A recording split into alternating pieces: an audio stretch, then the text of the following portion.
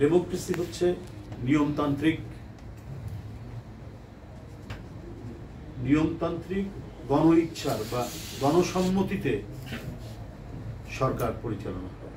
প্রত্যেকটি ক্ষেত্রে নির্বাচিত সরকার জনগণের কাছে জবাব দিতে হবে, এটাই হচ্ছে নিয়ম।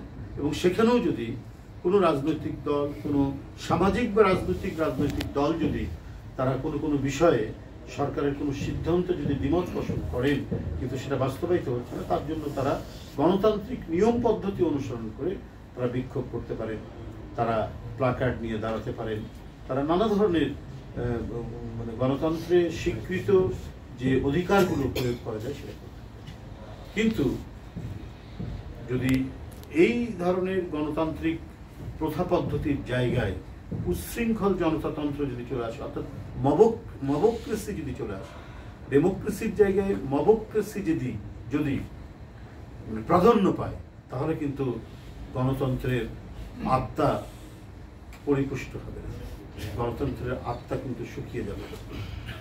গণতন্ত্রকে পরিপুষ্ট এবং সবল করতে হলে আমরা প্রায় যে দেখি মবক্রেসি, সেই মবক্রেসি থেকে সরে আসে। এবং যারা গণতান্ত্রিক আন্দোলনে নেতৃত্ব দিয়েছেন জীবনের ঝুঁকি নিয়ে এবং এই গণতান্ত্রিক আন্দোলনকে বিজয়ের পথে নিয়ে আসতে আজকে এত অসংখ্য ছাত্র জনতা যে আত্মদান করলেন, রক্ত ঝরালেন, 25 থেকে 30 হাজার ছাত্র, যুবক, শ্রমিক এরা যে আহত হলেন, তো এগুলো কিন্তু সব ব্যর্থ হয়ে যাবে যদি আমরা শৃঙ্খলার মধ্যে যদি আমরা নিয়ে না আসি, আমরা যদি এটাকে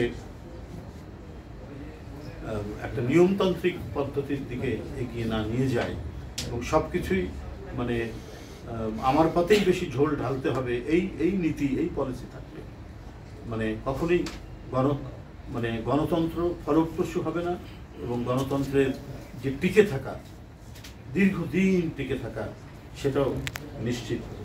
সেই জন্য আমাদেরকে প্রকৃত গণতন্ত্রের যে স্পিরিট, সেই স্পিরিট লালন করে মবক্রেসি থেকে আমাদের সরে আসতে হবে। যাই হোক, আপনারা কষ্ট করে এসেছেন।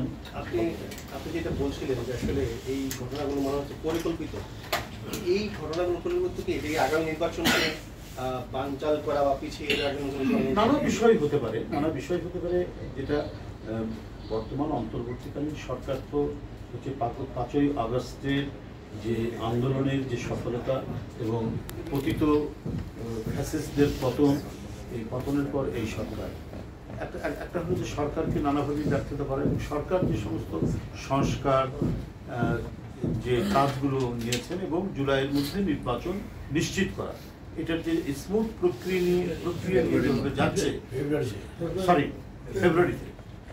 ফেব্রুয়ারিতে যে করা নির্বাচনের ঘোষণা প্রধান উপদেষ্টা দিয়েছেন, সেই সাথে আরো সরকারের যে দৃঢ় আমরা ঘোষণা দেখতে পাচ্ছি ফেব্রুয়ারিতে নির্বাচনের ব্যাপারে, তো সেগুলোকে নানাভাবে বাধাগ্রস্ত করা, সেটা বানচাল করারও পরিকল্পনা থাকতে পারে বলে আমার মনে হয়। কারণ এই যে মানে প্রায় ঘটছে, প্রায় 1-2 দিন পরেই ঘটছে, তো এই ঘটনাটাই শঙ্কিত করে তুলছে গোটা জাতিকে।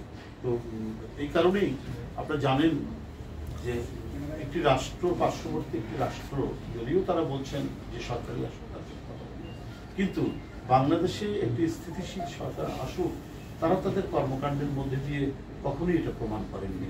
শেখ হাসিনাকে একটা নির্বাচনহীন অবৈধ সরকারকে তারা সবসময় সমর্থন দিয়েছে। যেমন 2014 সালে কোনো রাজনৈতিক দল নির্বাচনে অংশগ্রহণ করেনি, এরশাদকে নির্বাচনে নেওয়ার জন্য ভারতের কূটনীতিক এসে তাকে কনভিন্স করছে, এটা বিরল ঘটনা।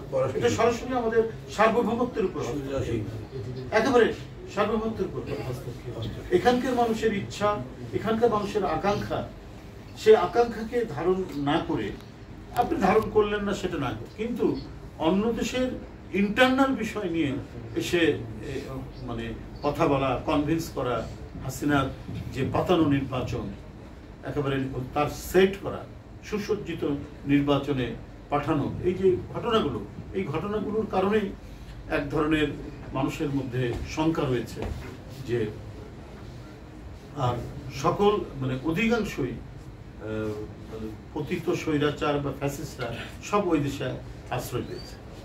এই যে সেই দেশে আশ্রয় পাওয়া এবং তারা যখন ক্ষমতায় ছিল শেখ হাসিনা, তখন ওই দেশের ভূমিকা সব মিলিয়ে মানুষের মধ্যে মানে এক ধরনের একটা প্রশ্ন এখনো রয়ে গেছে, যে তারা বাংলাদেশের সার্বভৌমত্ব স্বাধীনতাকে বিশ্বাস করে কিনা, এবং তারা তাদের একটা পুতুল সরকারকে বসিয়ে রাখতে চায় দীর্ঘদিনের জন্য বা চিরদিনের জন্য। এই আকাঙ্ক্ষা নিয়ে তারা কোনো কাজ করছেন কিনা, এটা আজকে মানুষকে ভাবিয়ে তুলছে। মানুষ এই সাধারণ জনগণের মানে এই জিজ্ঞাসাটা মানে প্রতিদিনই দীর্ঘতর থেকে দীর্ঘতর হচ্ছে। এই যে বেশ কয়েকটি গণমাধ্যমে খবর এসেছে যে আসলে বিএনপির পক্ষ থেকে স্বরাষ্ট্র মন্ত্রণালয়ে দুটি বুলেট প্রুফ গাড়ির কথা বলা হয়েছে, বিশেষ করে বেগম খালেদা জিয়া এবং বিএনপির ভারপ্রাপ্ত চেয়ারম্যান তারেক রহমানের জন্য। আজকে প্রথম আলোতে কিছুক্ষণ আগে আমরা স্টোরি দেখলাম যে বিএনপিকে পারমিশন দেওয়া হয়েছে, এটা জাপান যেখান থেকে আনে গাড়িগুলো। তো আসলে বেগম জিয়ার নির্বাচন, বিশেষ করে তারেক রহমান নির্বাচনী গণসংযোগ থাকবে এটা অনুমেয়, কিন্তু বেগম জিয়া থাকাটা অনেকের মধ্যে কৌতূহল। তিনি যেহেতু অসুস্থ অবস্থা, উনি কবে থেকে আসলে এটা করতে পারেন? দেশের জনগণ মানুষ সবাই তার সুস্থতার জন্য আমরা দোয়া করছি। ইনশাল্লাহ তিনি সুস্থ হয়ে উঠবেন। এবং সর্বোপরি হচ্ছে আপনার দুজনই এই দেশের এবং বিশ্বে পরিচিত জাতীয় নেতা। তাদের নিরাপত্তা নিয়ে আমরা সবাই ভাবছি, সারা দেশের জনগণ ভাবছি। কারণ আপনারা দেখছেন নানা জায়গায় নানা দিকে নানাবিধ ঘটনা ঘটছে, তো তাদের নিরাপত্তা নিশ্চিত করতে হবে না? তো নিরাপত্তা নিশ্চিত করার জন্য তো অবশ্যই দল তাদের নিজস্ব ব্যবস্থা থাকবে, এবং দল সরকারকেও বলবে যে এই জাতির একটি বৃহত্তম রাজনৈতিক দলের দুইজন মানে সর্বোচ্চ জাতীয় নেতা, তার নিরাপত্তা নিশ্চয়তা সরকারকেও দিতে হবে। আর দল তার মতো করে যতটা সম্ভব তারাও তাদের নিরাপত্তার জন্য নির্বিঘ্নে এখানে তাদের রাজনৈতিক নেতৃত্ব দেওয়ার জন্য সেই ক্ষেত্রে দলও তো সেই তাদের দায়িত্ব পালন করবে, তাদের নিরাপত্তা। আলোচনা আছে যে বেগম খালেদা জিয়া হয়তো ফেনী থেকে ইলেকশন করতে পারেন, আপনার পার্টি থেকে এগুলো বিষয়ে এখনো আমি কোনো আলোচনা জানি না। কি করবেন পার্টির চেয়ারপারসন কোথা থেকে দাঁড়াবেন না দাঁড়াবেন সেটা তার নিজস্ব বিষয়। সেটা হয়তো আমরা নির্বাচন যত কাছে আসবে, এখনো তো শিডিউল ঘোষণা হয়নি, আগে তফসিল ঘোষণা হোক, তারপরে বিষয়গুলো আস্তে আস্তে পরিষ্কার হবে আমাদের সবার কাছে। বেগম জিয়া যদি সুস্থ থাকেন, আমরা দেখি যে আগের নির্বাচনগুলো যেমন তিনি সুস্থ ছিলেন, সব জায়গায় গিয়েছেন এবং সিটি কর্পোরেশন নির্বাচন তিনি মানে প্রচারণার একদমই ছিলেন। এইবারে যে নির্বাচনটি হবে, যদি বেগম জিয়া সুস্থ থাকে, নির্বাচনী মাঠে যাবে কি প্রচার? দেখুন, একটা হচ্ছে মানে ওভারঅল একটা মোটা দাগের কথা, যে সুস্থ থাকলে তো নিশ্চয়ই তিনি জনগণের নেত্রী, জনগণের সাথে তার যে একটা ইন্টারাকশন হবে, ইন্টারাকশনটা কীভাবে হবে? জনসভায় বক্তৃতা করে তারপরে জনগণের মধ্যে দিয়ে উনি যাবেন, স্বাভাবিক ব্যাপার। তিনি আজকে গুরুতর অসুস্থ হয়েছেন শেখ হাসিনার কারণে, তাকে অসুস্থ বানিয়ে দেওয়া হয়েছে নানাভাবে।